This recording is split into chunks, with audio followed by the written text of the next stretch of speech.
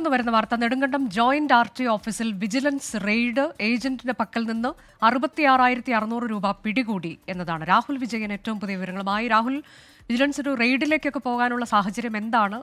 Raid ഇപ്പോൾ നടക്കുകയാണെന്നാണോ?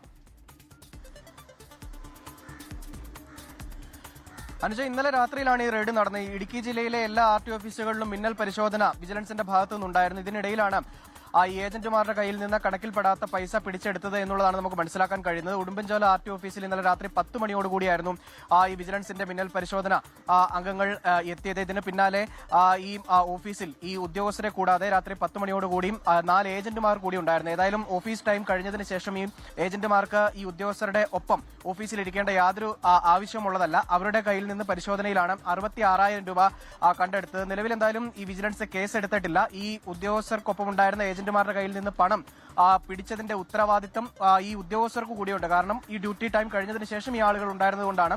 ഇത് സംബന്ധിച്ച വിശദമായ റിപ്പോർട്ട് വിജിലൻസ് സമർപ്പിച്ചിട്ടുണ്ട്. അതിന്റെ അടിസ്ഥാനത്തിൽ മാത്രമായിരിക്കും അടുത്ത നടപടിയിലേക്ക് പോവുക. മാത്രമല്ല, പീരുമേട് ജോയിന്റ് RTO ഓഫീസിൽ നിന്നും 16,000 രൂപ പിടികൂടി എന്ന കാര്യം കൂടി വിജിലൻസ് അറിയിക്കുന്നുണ്ട്. ഇന്നലെ ഈ ഉടുമ്പൻചോല RTO ഓഫീസിൽ ജോയിന്റ് RTO സ്ഥലം മാറിപ്പോകുന്നതിന്റെ ഒരു പരിപാടി നടക്കുന്നുണ്ടായിരുന്നു. അതിനിടയിലാണ് വിജിലൻസിന്റെ റെയ്ഡ് ഉണ്ടായതും ഈ പണം പിടിച്ചെടുത്തതും എന്നുള്ളതാണ് നമുക്ക് മനസ്സിലാക്കാനും കഴിയുന്നത്. ശരി.